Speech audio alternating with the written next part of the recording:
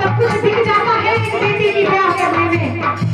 ऐसे होते हैं दहेज के लोभी लोग और उन लोगों को बढ़ावा कौन दे रहा है? हम और आप। जब तक हम नहीं सुधरेंगे तब तक ये समाज दहेज देना और दहेज देना बंद नहीं करेगा।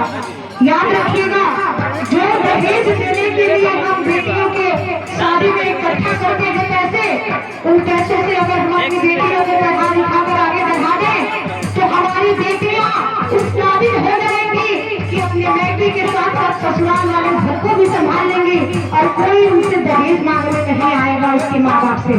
तो बेटों बेटियों में फर्क हटाएं और आगे बेटियों को पढ़ाएं और दहेज प्रथा को पूरी तरह से बंद करें। तो कहना है